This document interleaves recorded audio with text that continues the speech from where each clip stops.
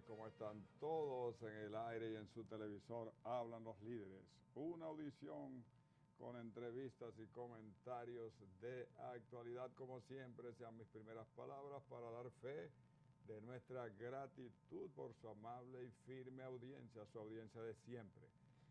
Iremos al cambio comercial para retornar con la presidenta de la Sociedad Dominicana de Infectólogos. Volveremos con la doctora Margarita Santana.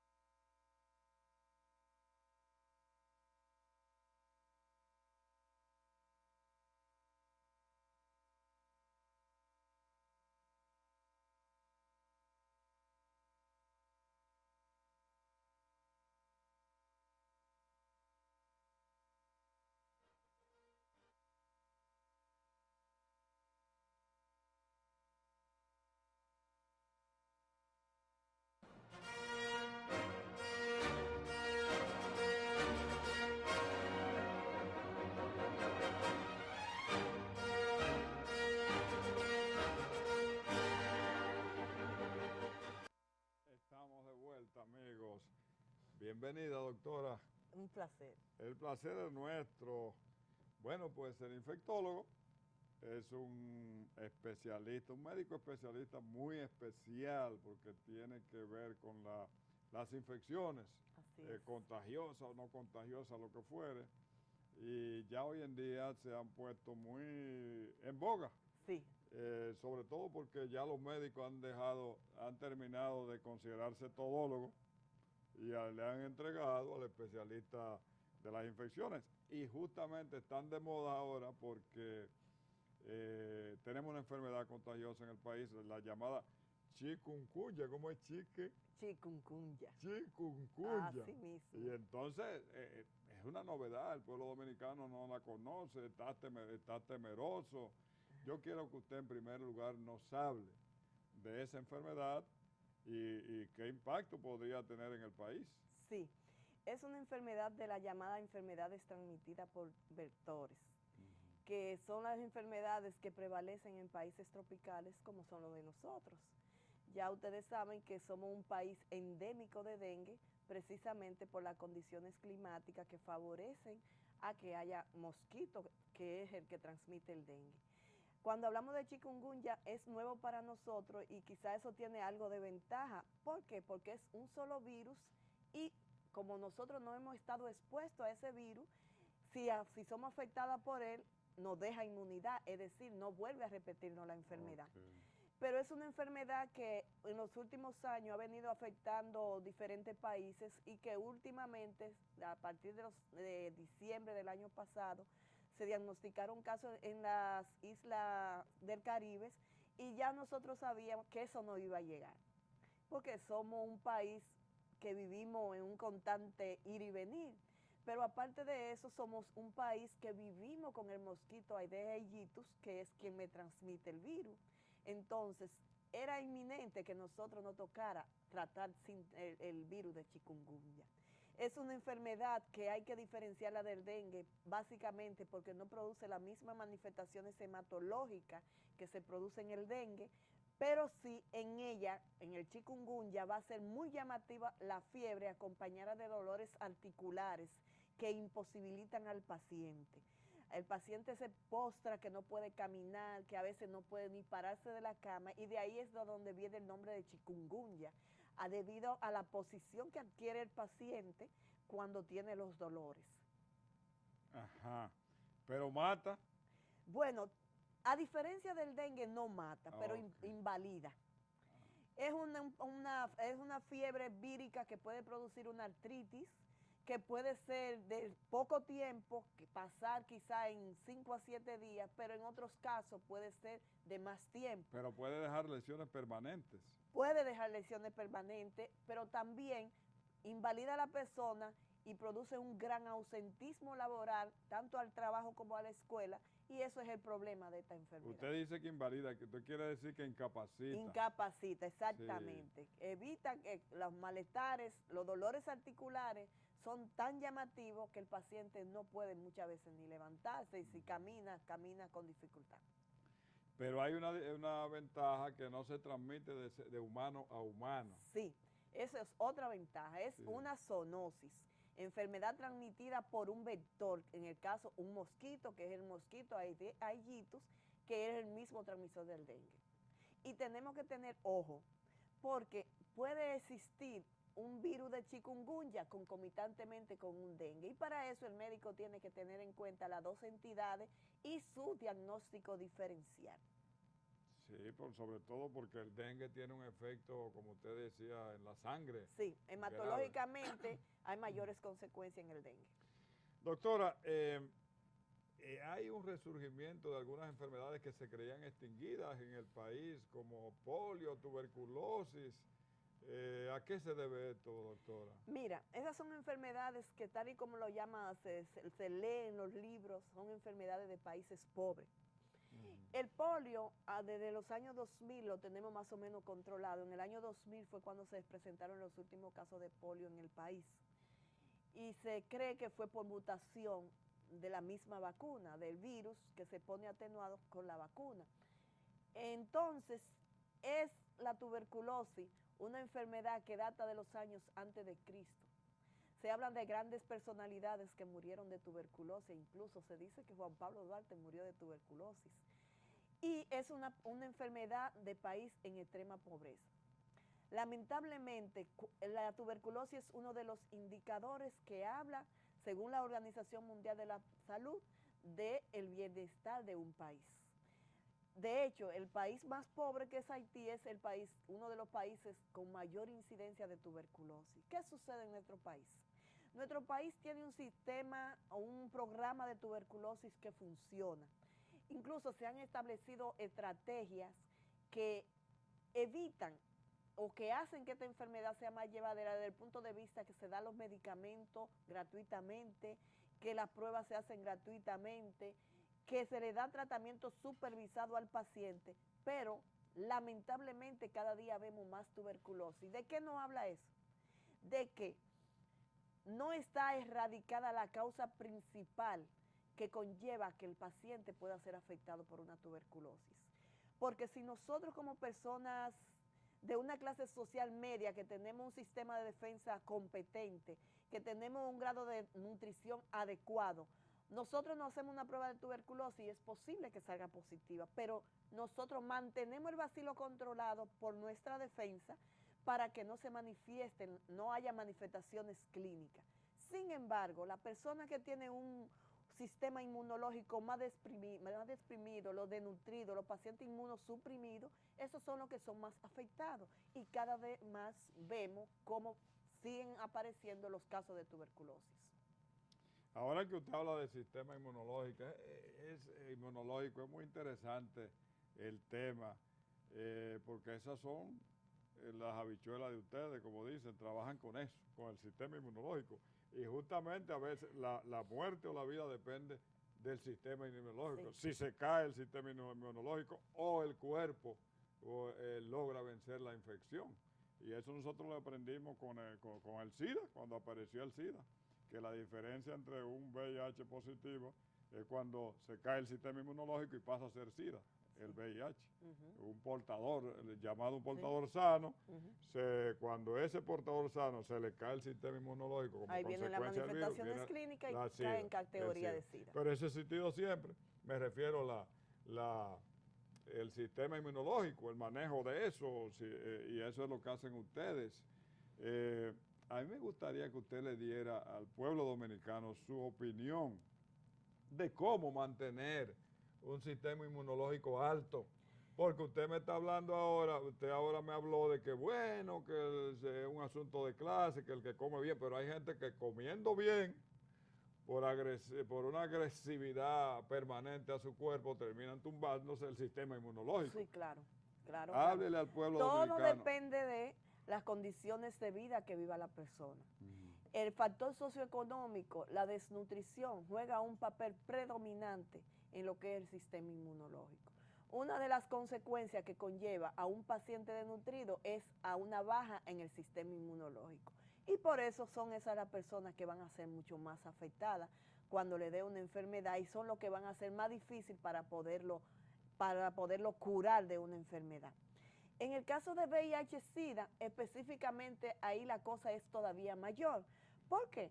Porque es que en el VIH-Sida el virus afecta directamente las células CD4 que son parte principal de lo que es el sistema inmunológico del organismo. El sistema inmunológico no es más que un conjunto de células que nos defienden de los procesos agresivos para nuestro cuerpo. ¿Y cómo mantener ese sistema inmunológico? ¿Cómo tener en cuenta? ¿Cómo subirlo? ¿Cómo fortalecerlo? La alimentación, la buena nutrición. La buena ingesta. La buena ingesta. Ese es el fundamento de un buen sistema inmunológico, siempre y cuando la persona no venga con una condición X, con una enfermedad X, que le conlleve, aún tenga un buen sistema de nutrición, a que tenga baja de defensa o baja de su sistema inmunológico, como hay algunas enfermedades que pueden causar ese problema. Ciertamente. Se habla, doctora, por otra parte, de que estamos en la época de los antibióticos. O sea, y los médicos confían mucho en eso. Realmente estamos en la época de los antibióticos,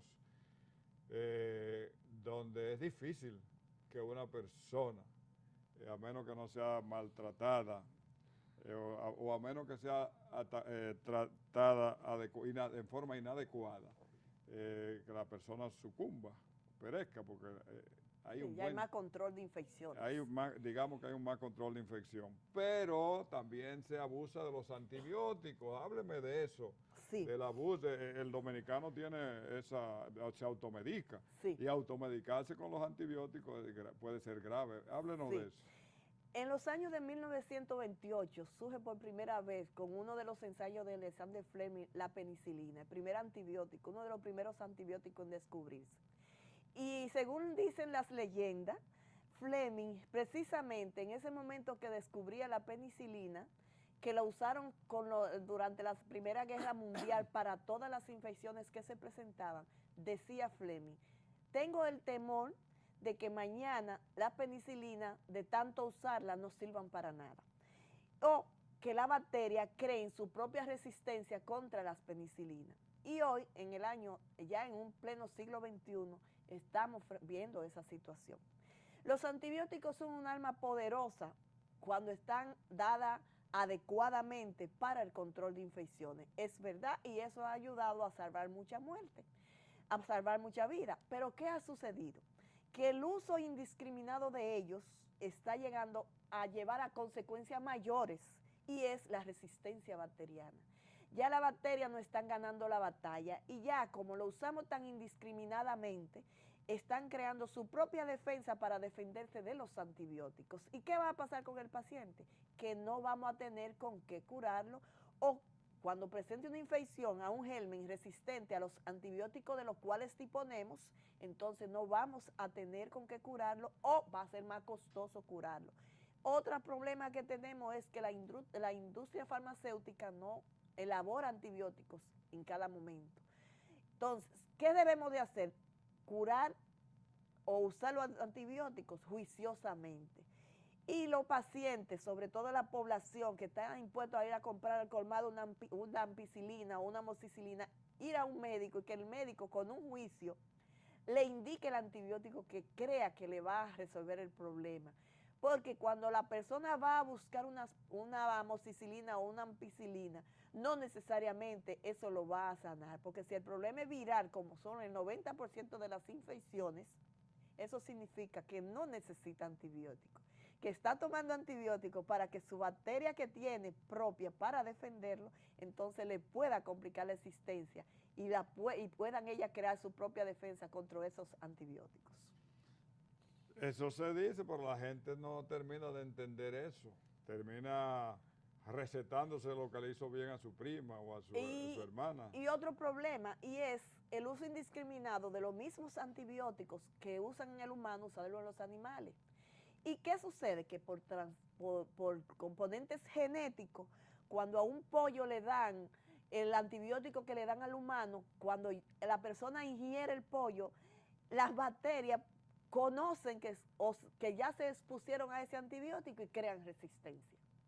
Pero eso es muy novedoso. Así es. Doctora, fíjese, no hay cosa que sea tan mala que no deje algo bueno.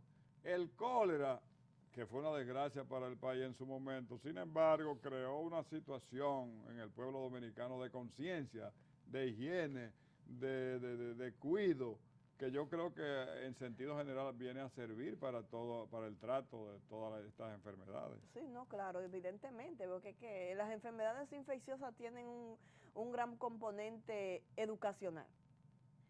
Si la persona tiene controles, por eso los países más pobres, los países menos educados son los más afectados, por esa misma situación. Entonces, el cólera, sí, contribuyó bastante a que la gente tome más medidas, evidentemente. Doctora, yo sé que en el próximo mes, que empieza prácticamente mañana, sí, ustedes tienen el 11º congreso, el 11, sí, el 11º congreso de infectología. Así va a celebrarse en Santiago, su pueblo. Sí, sí, así Yo quiero que usted nos hable de... Sí. Del 24 al 26 de abril, y es un momento propicio para invitar a todos los médicos del país a participar con nosotros. Vamos a tener el 11º Congreso Dominicano de Infectología junto a la celebración de nuestros 25 años de fundada nuestra sociedad. Ese congreso lo vamos a realizar en el Hotel Gran Almirante de la ciudad de Santiago.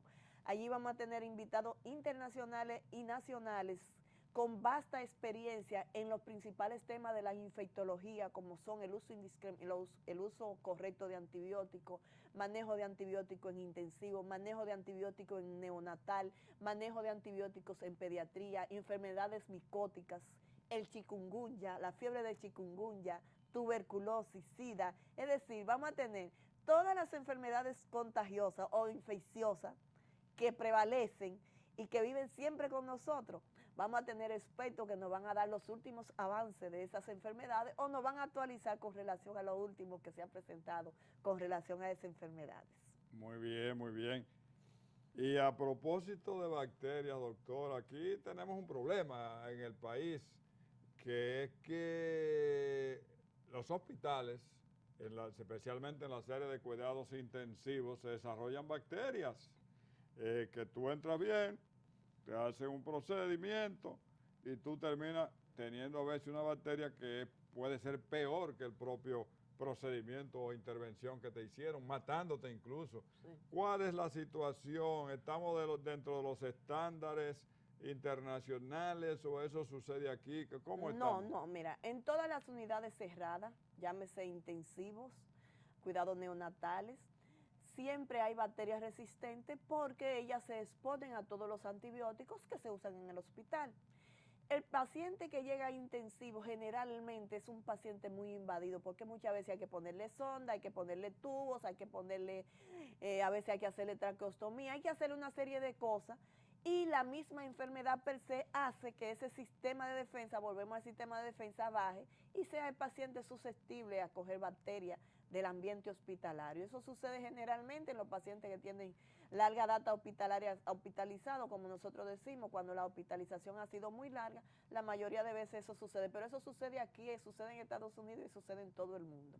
Que en otros países quizás hayan más controles, puede ser, pero eso sucede en todos los sitios donde hayan hospitales y unidades cerradas. Doctora, por último, nos gustaría que usted le diga al pueblo, le diga al gobierno, o sea, como presidenta de la Sociedad Dominicana de Infectólogos de la República Dominicana, le diga al presidente Danilo Medina o al gobierno algún mensaje con relación a a la problemática, la virosis de República, el tratamiento de este tipo Mire, don de Aurelio, enfermedad. aparte de las autoridades que son los gestores, y debo decirle que estamos trabajando unidos, estamos siendo llamados al ministerio a la toma de decisiones con relación a esta problemática. Pero aparte de las autoridades, la población tiene que jugar un papel preponderante. Si la población no se empodera de eliminar los criaderos del mosquito, va a pasar con la fiebre de chikungunya lo mismo que ha pasado con el dengue. Quizás, ¿qué podría decirle a las autoridades? Que sean más persistentes y que esta campaña se mantenga durante todo el año. No solo cuando nos viene el problema, porque es que somos un país tropical, que llueve, hace sol, y eso predispone a que el mosquito viva para siempre con nosotros. Entonces, la población, los ayuntamientos, todas las personas que estén involucradas en la comunidad deben de jugar su papel. Que las autoridades de salud son los gestores, eso es verdad. Pero aquí lo más importante es la prevención, porque el tratamiento de estas enfermedades son sintomáticas. Aquí no hay que invertir grandes recursos, pero sí en la prevención hay que invertir. Y para eso no solo las autoridades de salud pública, sino que el pueblo debe de empoderarse y acompañar a las autoridades de salud pública en esa lucha. Yo le puedo decir algo que fue muy halagador, si se quiere, para nosotros. En un momento del año pasado, cuando teníamos la mayor carga de dengue, un barrio de Santiago se acercó a nosotros para que fuéramos a hablarle de la enfermedad. Aprovechamos y fuimos a hablar de la enfermedad.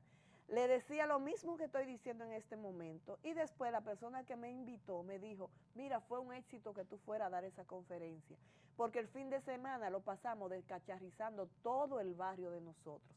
Entonces, ese barrio hizo lo correcto, y eso es lo que tienen que hacer las comunidades, para que puedan contribuir con las autoridades, para que esta epidemia no se quede para siempre con nosotros como se ha quedado el dengue, sin dejar de entender que las autoridades son los primeros que tienen que dar el paso de avance en la prevención. Bueno, pues es buena idea que la salud pública organice charlas en todos los barrios del país para que concienticen a la población acerca de la importancia de su trabajo en su barrio. Así es. Así es que nosotros estamos muy complacidos con su presencia, doctora. Gracias, el placer es mío. Ha sido la participación de la doctora Margarita Santana, presidenta de la Asociación o de la Sociedad Dominicana de Infectólogos.